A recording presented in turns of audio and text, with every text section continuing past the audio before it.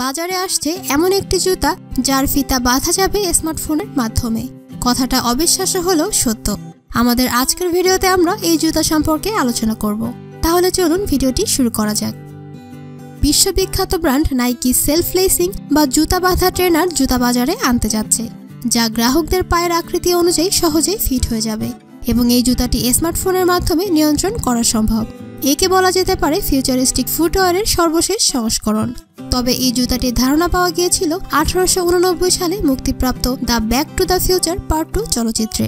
পরে নাইকি বিস্তর গবেষণার পর 2016 সালে এই জুতাটির একটি বাস্তবিক রূপ দিতে সক্ষম হয়। জুতাটি এই বছরের ফেব্রুয়ারি মাসে বাজারে ছাড়ার কথা রয়েছে।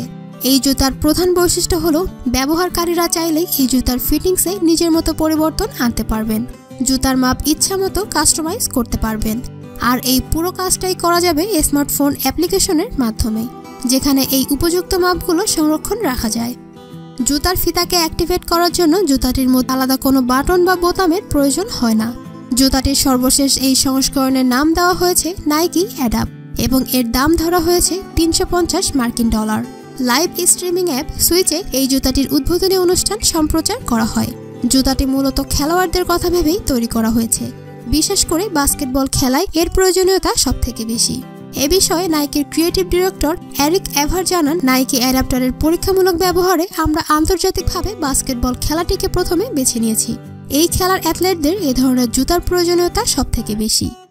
বাস্কেটবল খেলার সময় খেলোয়াড়দের পায়ের মোশন দ্রুত পরিবর্তিত হয়। কখনো তাদের পায়ে রক্ত প্রবাহ বাড়াতে জুতাটি শিথিল রাখা প্রয়োজন, আবার কখনো বা আটসাট হওয়া প্রয়োজন। জুতার ফিটিংস আপনি পরিবর্তন করতে নাইকি এই বিশেষায়িত জুতাটি বাজারে আনছে, যা অ্যাথলেটদের খেলার অভিজ্ঞতাকে উন্নত করতে ভূমিকা রাখবে বলে মনে করেন মিস্টার এভার। ব্যবহারকারীরা সেখানে তাদের বিভিন্ন মুহূর্তে পায়ের বিভিন্ন মাপ সেট করে রাখতে পারবেন।